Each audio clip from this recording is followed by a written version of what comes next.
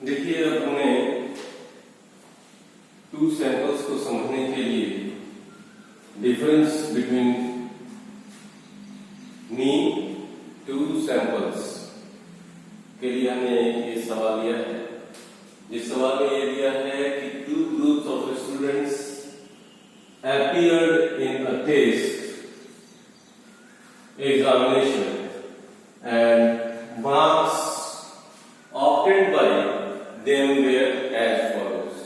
ये दोनों ग्रुप के मार्क्स आपके पास दिए गए हैं। फर्स्ट ग्रुप का मार्क्स है 18, 20, 36, 50, 49, 36, 34, 49 एंड 41। सेकंड ग्रुप है 29, 28, 26, 35, 30, 44 एंड 46। हमको एग्जामिन करना है, examine the significance of difference between mean marks secured by the above groups. तो जहां टू सैंपल मीन की बात होती है स्मॉल सैंपल में टू सैंपल मीन के डिफरेंस की बात होती है, तो वहां पे हम कैसे कराते हैं? तो वहां हमें डी स्क्वायर की जरूरत पड़ेगी। जैसा कि आपको मालूम है, आपने पहले से फॉर्मूला लिख रखा है। इसके ठीक पहले मैंने अभी आपको बताया था कि टी की वैल्यू होगी तो उसमें आपको क्या करना होगा, और डी की वैल्यू होगी तो उसमें आपको कैसे निकालना होगा। तो डी के लिए हमको जरूरत पड़ती है हमेशा, हम डी किससे निकालते हैं? तो एक्चुअल मीन से निकालते हैं। एक्चुअल मीन से डी निकालते हैं या एज्यूम से भी निकालते हैं, लेकिन नॉर्मली हम जब तक फ्रैक्शन में नहीं आएगा तब तक हम किससे निकालेंगे? तो एक्स बार से निकालेंगे। तो सबसे पहले इसका हम एक्स बार निकालते हैं, क्योंकि फॉर्मूला देखेंगे एस का देखेंगे तो उसमें हमको डी स्क्वायर जी होता है, एन जी होता है। एन तो नॉर्मली मिल जाएगा, लेकिन हमको डी स्क्वायर निकालना है। डी स्क्वायर के लिए मैं पहले ग्रुप का नंबर लिख लेता हूँ, दूसरे ग्रुप का नंबर लिख लेता हूँ और एक्स बार निकालता हूँ पहला। तो यहाँ मैंने फर्स्ट ग्रुप, यहाँ मैंने सोल्यूशन लिख दिया और सोल्यूशन लिख के फर्स्ट ग्रुप, और फर्स्ट ग्रुप का मैंने फर्स्ट ग्रुप को मान लीजिए कि एक्स मान लिया, और एक्स की वैल्यू मैंने यहाँ पे पूरी लिख दी 18, 20, 36, 50, 49, 36। जो सवाल में दिया है एज इट इज क्वेश्चन हम डाल लेंगे। 34, 49, 34, 49 और 41। अब हम इसको ऐड करेंगे तो हमारा क्या आ जाएगा? समेशन एक्स आ सकता है। तो ये हो जाएगा 38, 36, 74। इसी तरीके से आप ऐड करिए 8 से 14। तो ये पूरा जब ऐड करेंगे तो आपके पास आ जाएगा 333। ये हमारे पास टोटल एडिशन आ गया 333। अब n कितना है? 1, 2, 3, 4, 5, 6, 7, 8, 9। ठीक है। तो जब 9 से अगर हम डिवाइड करेंगे तो हमारा x1 का फॉर्मूला क्या होता है? Summation x divide by n। तो पहला हमारे पास x1 क्या हो सकता है? मैं यहां लिख देता हूं x1 equal to summation x divide by n। तो 333 डिवाइडेड बाई 9। ठीक है। तो 9 3 27, 6 बचेगा और 7 यानी 67 आपका आ जाना चाहिए। एक मिनट, 9 3 जा 27 ना, 9 3 जा 27, 9 3 जा 27 और 6 बचा हुआ है 63 हो गया। तो 9 7 जा 63। तो एक्स बार तो आपके पास आ गया। जब एक्स बार आ गया तो एक्स माइनस एक्स बार को क्या बोलते हैं? डीएक्स बोलते हैं। तो हम यहाँ पे इसके बाद निकालते हैं एक्स माइनस एक्स बार। एक्स माइनस एक्स बार निकालते हैं, यानी सब में से मैं एक करके दिखा रहा हूं, उसके बाद मैं डायरेक्ट लिखूंगा। तो 18 और ये हो जाएगा 37। तो हो जाएगा ये, इसका मतलब हो गया कि 19। अब इसी तरीके से 20 है और 37 है तो 17 हो जाएगा।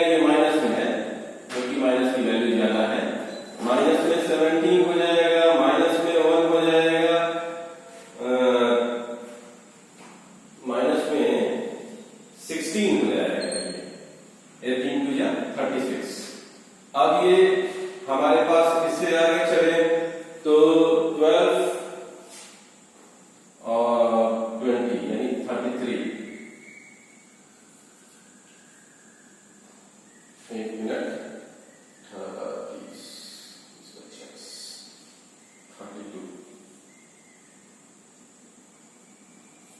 ठीक, इसी तरीके से अगर हम 49 और 36 को घटाते हैं, अगर 18 में से 49 घटाएंगे तो हमारे पास आ जाएगा 19, 17। एक मिनट, यहाँ लोग हो रहा है,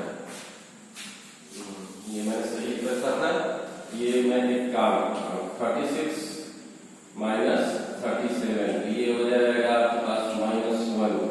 ये 36 से 50 माइनस 37, 50 माइनस 37, तो ये हो जाएगा 13।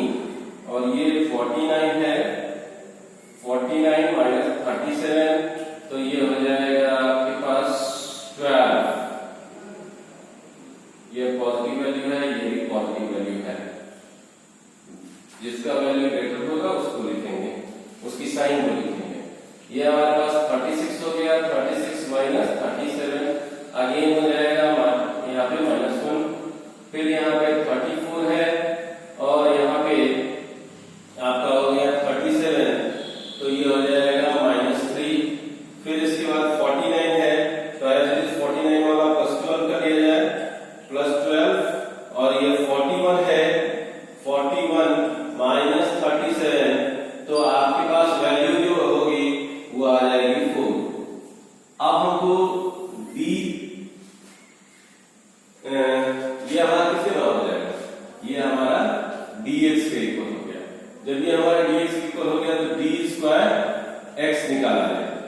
तो d² x निकालने के लिए हम करते हैं 4 4 जा 16, 12 12 जा 144, ये हो जाएगा 9, ये हो जाएगा 1, ये हो जाएगा 144, ये हो जाएगा 169 और ये हो जाएगा 1।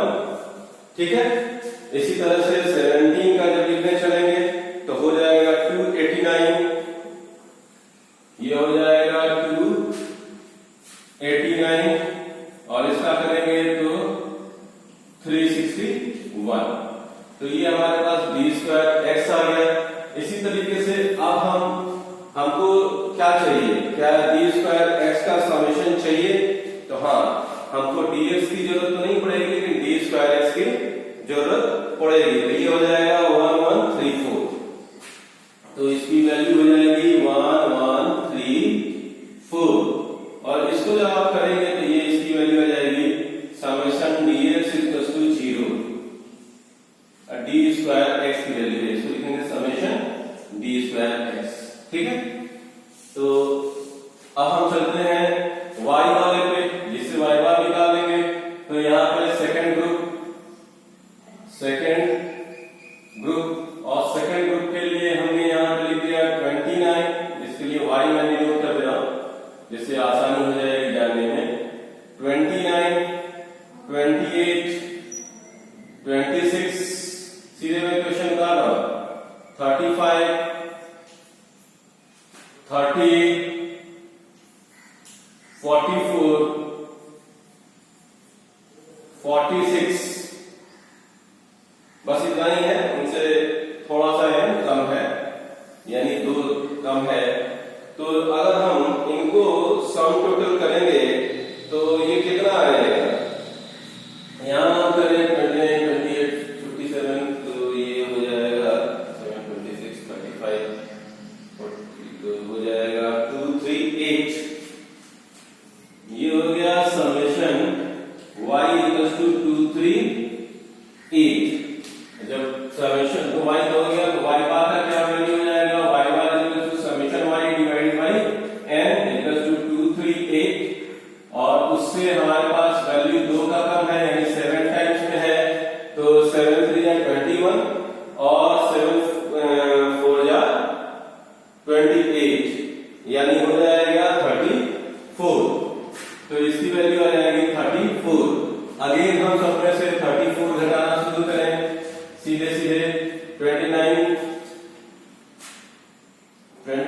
माइनस 34 तो ये वैल्यू हो जाएगी dx की, सॉरी dy की, इसको अब हमने y से डिनोट किया है, ये वैल्यू जाएगी y की तो dy से, तो ये हो जाएगा 5 माइनस में, ये हमारे पास 28 है और ये 34 है, तो अब इसका हो जाएगा कितना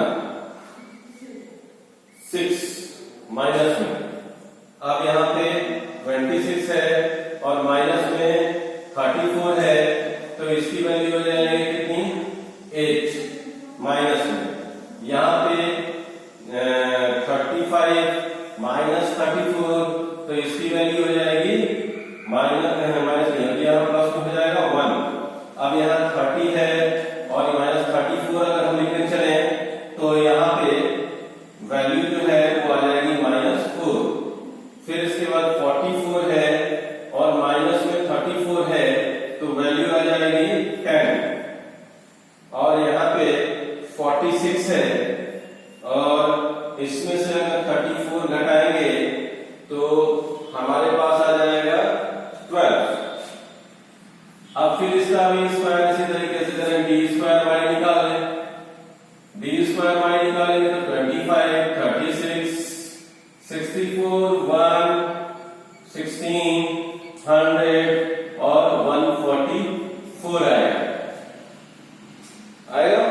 अब हम इसको जोड़ेंगे तो ये आएगा टोटल 4, 4, 8, यानी ये हमारा टोटल हो जाएगा 386। तो इसको हम लिखते हैं समेशन d² y = ठीक है = 386। अब हम सीधे सीधे अपने फॉर्मूले पे आते हैं। अब हमारे पास ये आ गया, इसको हमने निकाला किस लिए, d² x किस लिए निकाला, d² y किस लिए निकाला है, तो ये हमने अपने फॉर्मूले पे रखने के लिए निकाला है। जो हमारे पास s का फॉर्मूला है समेशन d1 का स्क्वायर और d2 का स्क्वायर, इसको मैंने यहाँ y से डिनोट कर दिया। अगर आपको इसमें परेशानी हो रही होगी और पुराने वाले वगैरह चाहते होंगे तो इसको आप चाहें तो dx को d1 मान लें और इसको d2 मान लें, क्योंकि आप अगर फॉर्मूले को देखेंगे तो हमारे पास हमने फॉर्मूला वहां dx और dy नहीं लिखा था। ये डिनोशन हम चाहे तो x और y से भी कर सकते हैं और d1 और d2 से भी कर सकते हैं। तो ये d1 का स्क्वायर और d2 का स्क्वायर हम लिख सकते हैं। तो हमारा फॉर्मूला क्या था इसका, समेशन d1 का स्क्वायर प्लस समेशन d2 का square divided by n1 plus n2 minus 2। s का फॉर्मूला था हमारे पास under root summation d1 square plus d2 square summation d2 square divided by n1 plus n2 minus 2। तो अब इसी पे हम वैल्यू रखते हैं इनका, अगर तो समेशन d स्क्वायर कितना है हमारे पास, जिसको d1 कह रहे हैं, तो 1134। तो हो जाएगा यहाँ पे 1134 प्लस अगर हम इसको d2 कहें तो ये हमारे पास हो जाएगा 386 और divided by n1 plus n2 minus 2। n1 हमारे पास है 9, n2 है हमारे पास 7 और माइनस में हमने 2 कर दिया। ठीक है, तो इस तरीके से हमने फॉर्मूले पे रख दिया। तो अगर इसको जोड़ेंगे तो ये कितना हो जाएगा, 9, 7, 16 में से 2 गया 14 हो जाएगा और उधर हो जाएगा 15 से 20, यानी 1520 डिवाइडेड बाई 14। अगर हमारे पास 1520 डिवाइडेड बाई 14 है तो इसका वैल्यू अगर हम देखें तो 108.51 ये आ जाएगा 108.51 और 108 मतलब 10 के अप्रोक्स में इसका आएगा, ये हो जाएगा 10.82। इसकी वैल्यू हो जाएगी 10.82। जब s की वैल्यू आ गई तो अब हम t टेस्ट करें। t टेस्ट की वैल्यू होती है x1 bar minus x2 bar divided by s, वही वाला फॉर्मूला लगाएंगे। तो आइए हम यहाँ पे x1 माइनस x2 के हिसाब से लगाएं, यानी x1 bar minus x2 bar. t equal to मैंने लिख दिया x1 bar minus x2 bar divided by s, n2 में हमारे पास था रूट में n2 minus n1 minus sorry n1 into n2, n1 into n2, n1 into n2 divided by n1 plus n2। आपको अगर फॉर्मूला ये समझ में आ जाए, पीछे मैंने लिखा था सेम उसी फॉर्मूले को यहाँ पे लिख दिया। अब मैं केवल इसकी वैल्यू पुट करने जा रहा हूं। तो x बार 1 कितना आया है और x बार 2 कितना आया है, इसी को मैंने कहा कि x बार 1 है और ये हमारे पास x बार 2 है। ठीक है, मतलब पहले सैंपल का x बार, दूसरे सैंपल का x बार। तो अब हमारे पास वैल्यू कितनी आ जाएगी? वैल्यू अगर देखें तो यहाँ पे हमारी वैल्यू आ जाएगी x बार 1 और x बार 2 की 37 और 34। यहाँ पे वैल्यू आ जाएगी 37 और यहाँ आ जाएगी 34 डिवाइडेड बाई s। s की वैल्यू हमारे पास ये मॉड है, इसको 1 पर समझिएगा, ये मॉड है, बात कर रहा हूं। और यहाँ पे s की वैल्यू हो जाएगी 10.82। ये हमारी वैल्यू यहाँ आ गई। n1 इंटू n1 का हमारे पास हो जाएगा 9 into 7 divided by n1 plus n2, ये मैं सीधा लिख रहा हूं 16, उसका दिमाग नहीं लगाना है यहाँ पे। तो अब हो जाएगा 3 divided by 10.82 into 63 divided by 16 इसका रूट। ठीक है, अब इसको जब सॉल्व करेंगे, जब हम पूरा का पूरा, तो ये हमारी वैल्यू आ जाएगी 3 डिवाइडेड बाई 10.82 इंटू 63 हो जाएगा 2 पॉइंट समथिंग, तो इसका हो जाएगा, आप वैल्यू निकालेंगे तो 1.984